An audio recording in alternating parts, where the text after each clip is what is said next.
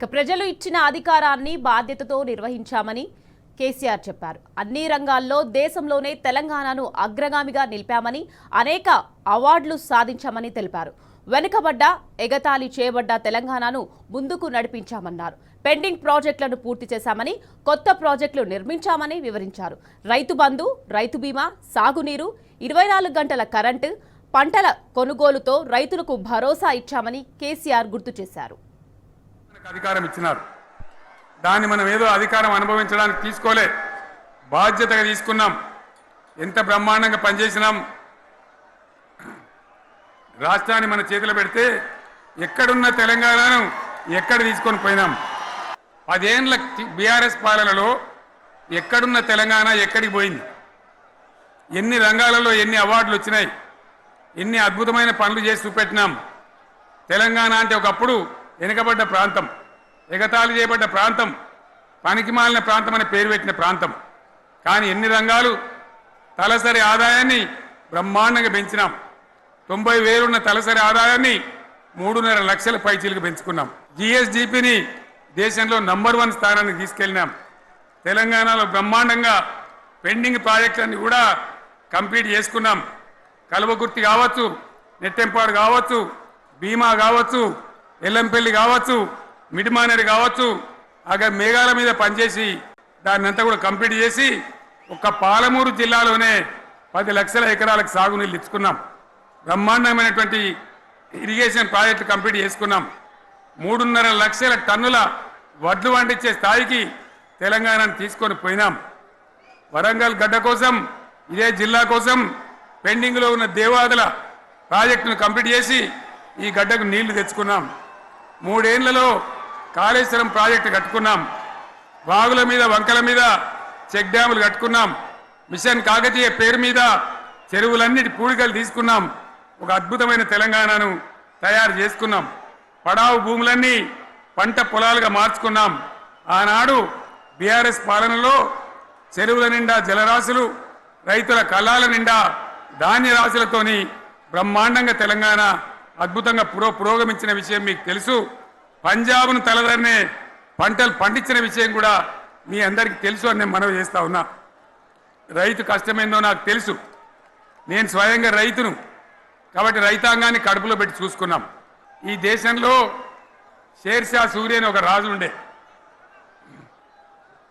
ఆయన కాలంలోనే రెవెన్యూ సంస్కరణలు తెచ్చినారు. నేను చెప్పే మాట మంచి వినాలి మీరు. చరిత్ర పొడుగుతో చూస్తే షేర్షా సూరి నుంచి స్వతంత్ర భారతం వచ్చిన తర్వాత ప్రజాస్వామ్య ప్రభుత్వాలు కూడా రైతుల దగ్గర రకరకాల శిస్తులు వసూలు చేసినారు, రైతుల దగ్గర డబ్బులు వసూలు చేసినారు, తహసీల్ రకాలు వసూలు చేసినారు, నీటి తీరువాలు వసూలు చేసినారు. కానీ రైతును చూడాలని వాడు అందుకోలే. భారతదేశంలోనే ఎక్కడ కూడా లేని స్కీమ్. నన్ను వాళ్ళు అడగలే, ఎలక్షన్లలో చెప్పలే. నాకు నేనుగా ఆలోచించి, ప్రభుత్వమే ఆలోచించి రైతు బంధు పథకాన్ని తెచ్చినాం. చాలా బ్రహ్మాండంగా రైతు బంధు పథకాన్ని అమలు చేసినాం. రైతాంగానికి ఎటువంటి కరెంట్ ఇచ్చినాం, ఎంత అద్భుతమైన కరెంట్ ఇచ్చినాం. ఆంధ్ర వలసవాద ముఖ్యమంత్రులు ఏం మాటలు మాట్లాడినారు.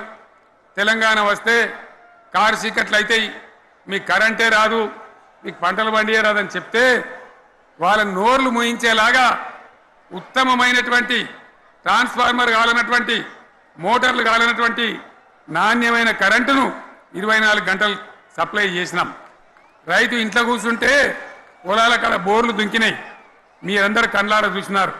నాకంటే ఆ విషయం మీకే ఎక్కువ తెలుసు. అదేవిధంగా రైతులు చనిపోతే 2 ఎకరాలు 3 ఎకరాలు ఉన్న రైతులు ఏముంటుంది, వాళ్ళకి ఆదాయం ఉండదు. వాళ్ళు సస్తే బీఆర్ఎస్ రాకముందు పట్టించుకున్న నాతులు లేడు. అదే బీఆర్ఎస్ వచ్చిన తర్వాత రైతు బీమా ఇచ్చి వాళ్ళు చనిపోయినాక 8 రోజుల్లోనే వాళ్ళకు రైతు బీమా అందే విధంగా ఆనాడు చర్యలు తీసుకున్నాం. పైసలు ఎంత మంచిగా వచ్చేది, రైతు బంధు డబ్బులు ఏ విధంగా వచ్చేది. శనుకులు పడుతుంటే చకాచకా వచ్చి బ్యాంకులలో డబ్బులు పడి రైతుల సెల్ ఫోన్లు మోగుతుండే. ఆ విధంగా కడుపులో చల్లగదలకుండా రైతాంగానికి రైతు బంధు పథకాన్ని అమలు చేసుకున్నాం. రకరకాల వ్యక్తులు రకరకాల మాటలు మాట్లాడినారు. జై కిసాన్ జై జవాన్ అన్నారు తప్ప వాళ్ళ సంక్షేమం ఏ ప్రభుత్వం కూడా చూడలేదు. అదేవిధంగా ధాన్యం రైతులు పండిస్తే కొన్ని వందల కోట్ల రూపాయలు ప్రభుత్వానికి నష్టం వచ్చినా ఏ విధంగా ధాన్యం కొన్నామో, ధాన్యం ఎంత బాగా కొన్నామో, వడ్లు కొంటే 3-4 రోజులనే డబ్బులు రైతుల ఖాతాలో ఎట్లా చేసినామో అవన్నీ కూడా యావత్ తెలంగాణ ప్రజలకు మీకు తెలుసు. అంతకుముందు మధ్య దళారుల పాలు ఎన్నో రకాల బాధలు, 7,500 కొనుగోలు కేంద్రాలు పెట్టి ధాన్యం ఎట్లా వేసినామో కూడా మీ అందరికీ బాగా తెలుసు. ఇదంతా కూడా బ్రహ్మాండంగా జరిగింది. ఎన్నో పనులు మిషన్ భగీరథ ఎన్నికల ప్రణాళికలు చెప్పలే, ఓట్ల ప్రచారం అప్పుడు చెప్పలే, గవర్నమెంటే చేసింది. ఇంతింత నల్లబెట్టి ప్రజలకు అందియడం జరిగింది. రైతు బంధు కానీ, రైతు బీమా కానీ, కళ్యాణ లక్ష్మి కానీ, కేసీఆర్ కిట్ కానీ, కంటి వెలుగు లాంటి ప్రోగ్రాం కానీ ఎవరు అడిగిన నన్ను ఎవరు అడగలే. అయినా మా అంతల మేమే మన రాష్ట్రం మన ప్రజలని వాళ్ళని బాగు చేసుకోవాలని చేసినాం. చెరువులలో చేపలు పెంచాలని ఎవరు అడిగిన నన్ను ఎవరు డిమాండ్ చేసిండ్రు, వాళ్ళకు వృత్తి పని దొరకాలని మత్స్యకారులను ప్రోత్సహించాలని చెరువులలో చేపలు పెంచినాం. లక్షలాది గొర్రెలను పంపిణీ చేయమని ఎవరు ధర్నా చేయలే, ఎవరు అడగలే. కానీ ప్రభుత్వమే తనంతట తానే బ్రహ్మాండంగా వాళ్ళకు చేయడం జరిగింది. ప్రజల అవసరాలు ఎప్పటికప్పుడు తీర్చినాం. అంతవరకే ఆగలే. పారిశ్రామిక రంగం మీద దృష్టి పెట్టినాం, పెట్టుబడులు ఆకర్షించినాం. సుమారు 20 నుంచి 25 లక్షల మంది పిల్లలకు ఉద్యోగాలు ఇప్పించే ప్రయత్నం చేసినాం.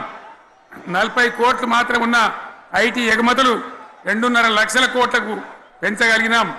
ఐటీ రంగంలో 7 లక్షల మందికి ఉద్యోగాలు కొత్తగా వచ్చినాయి. 1000కి పైగా గురుకులాలు పెట్టినాం. పేద ఇండ్ల విద్యార్థులకు ఉత్తమమైనటువంటి చదువును అందించినాం. తెలంగాణలో 3 మెడికల్ కాలేజీలు ఉంటే దాన్ని 33 మెడికల్ కాలేజీలు తీసుకొని పోయినాం. ఈ విధంగా అది ఒకటి మాత్రమే కాదు, బీఆర్ఎస్ టైంలో మత కల్లోలం లేదు, కర్ఫ్యూ లేదు, కల్లోలం లేదు. శాంతి భద్రతలన్నీ కూడా బ్రహ్మాండంగా కాపాడి ప్రతి ఒక్కరిని కూడా కాపాడే బాధ్యత తీసుకొని కడుపులో పెట్టుకొని చూసుకున్నాం. ఇవన్నీ కూడా నా డైలాగులు కాదు, నేను చెప్పే స్టోరీలు కాదు. ఇవన్నీ పార్లమెంట్ వేదికగా కేంద్ర ప్రభుత్వం అనేక సందర్భాల్లో వెల్లడించినటువంటి విషయాలు. Reserve bank of India, comptroller general of India వాళ్ళు వెల్లడించినటువంటి అధికారమైనటువంటి లెక్కలని చెప్పి కూడా నేను మీకు మనవి చేస్తా ఉన్నా. ఇవన్నీ జరిగినాయి. ఇప్పుడు నేను చెప్పిందంతా కూడా మీ కళ్ళ ముందరనే జరిగింది.